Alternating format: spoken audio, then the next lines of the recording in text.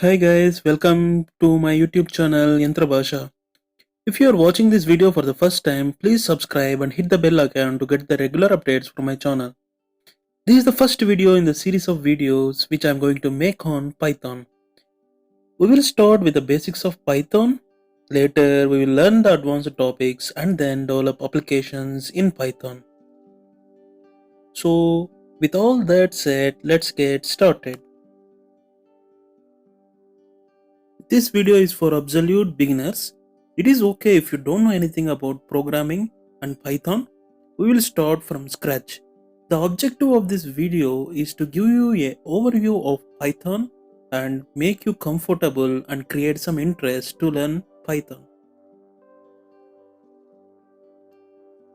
The key contents of this video is what is Python and what are the features of Python, and then what are the flavors and versions of Python, followed by the applications of Python, and finally we will understand the limitations of Python.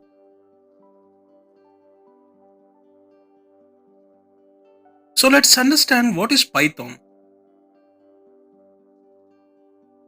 So the person in this image developed Python in 1989.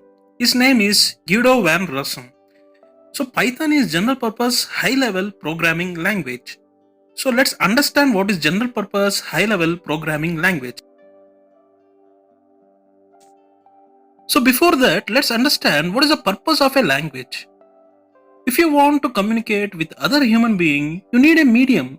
So language serves that purpose. We human beings have so many languages like English, Hindi, Telugu, Tamil, etc. In the same way, if you want to communicate with a machine, there are different languages like C, C++, Java, Python, Perl, and many other languages. So consider if you want to write a poem in English, first you need to learn alphabets and then words, and then you need to improve vocabulary, and then you can write a poem in English. In the same way, if you want to develop a application in any of the programming language, first you should know what is the keywords, what are the identifiers, what is the syntax of that particular language, and what are the limitations of that language. Then only you can efficiently develop applications in a particular programming language. So if you want to become an expert in a programming language, you should know all the basics of a programming language. So this is about a programming language, but what is general purpose programming language? If you see on the right side, you have landline. The landline serves only one specific purpose of calling and receiving calls. But if you see on the left side, you have a smartphone which solves many purposes, like you can call a person, or you can take a photo in it, or you can watch videos in it. So you are using this smartphone for many purposes. So it is generic. In the same way, Python also solves many purposes, like you can develop a network application, you can develop a web application, you can develop a GUI Windows application, like it's a all-rounder. You can do many things with Python, so it is called general purpose programming language, and it is high level general purpose programming language because it is more human friendly, and all the keywords in Python are taken from English, so it is easy for a human being to code in Python. So Python is called general purpose high level programming language. Now let's understand what are the features of Python. The first feature is it is open source and freeware. So you can download it and you can use it. You can develop applications using Python, but you need not to pay anything to anyone. As I already said, it is high level programming language, so it is simple and easy to learn, as the keywords which we are going to write in this code are taken from English, and it is platform independent. Means you can write an application in Windows and you can run it in Linux. or you can develop a application in Linux and you can run it Mac. So the developed Python application is independent of the platform on which you are running the application, and it is portable. What it means? You write an application in your system and you can send it to any other system where Python is installed, and you can run it in that system. Or if you convert that Python application into a exe, you can run that application without installing Python in that system also. Python supports both procedural and object-oriented way of coding. In procedural language, we mostly use functions. In object-oriented language, we mostly use creation and destroying objects and writing methods to that.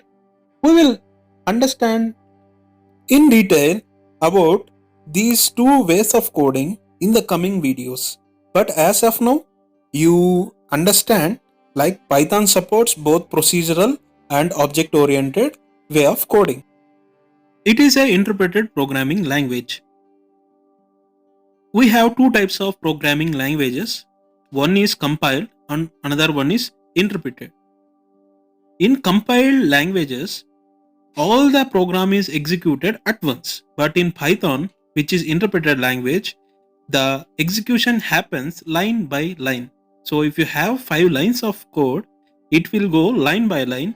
And if you have an error at third line, the interpreter will run up to second line and it will raise a error at the third line. But in compiler, if you have a error at the third line, it will give error at the starting of the application only. So interpreter is line by line and compiler is entire running of the program. So Python is interpreted programming language, and it is also extensible.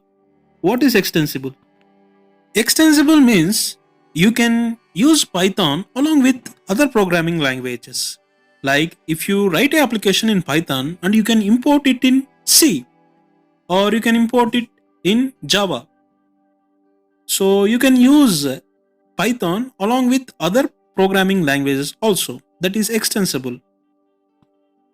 And also Python will come with a vast library where you can do all numerical operations, Excel operations, machine learning, many other things. So which makes Python more user friendly. So now let's understand flavors and versions of Python. So there are different flavors of Python. Python with the flavor of C is called Cython, and with the flavor of Java is called Jython, and with the flavor of C# is IronPython. And Anaconda is a flavor of Python which supports machine learning and artificial intelligence. It also comes with a huge library. So in our series of videos, we are using Anaconda. Now let's understand about the versions of Python.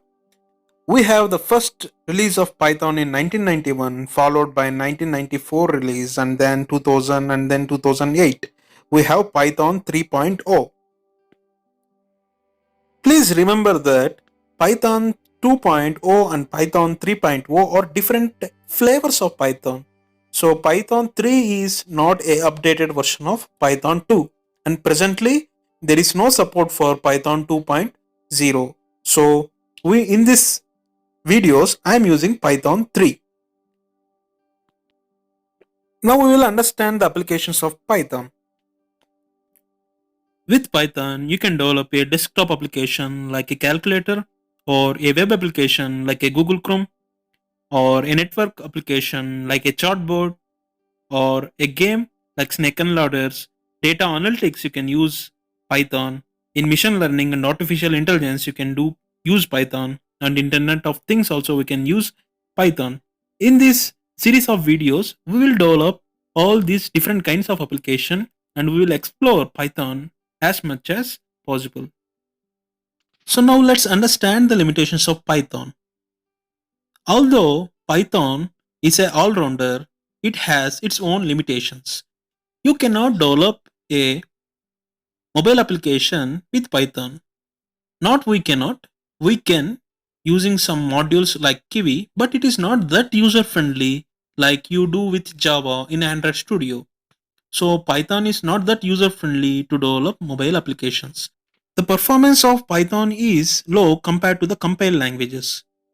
Compared to C, Python's performance is very low because, as I said, Python is interpreted, so it is executed line by line. But in compiled languages, it is executed top to bottom entire program. So that makes a limitation for Python. So that's all for this video, guys. I think you got a good overview of what is Python and what are its applications, flavors, and limitations of Python. In the next video, we will see the setup of Anaconda in your PC. So please stay tuned to this channel and subscribe, like, and share. Thank you for watching.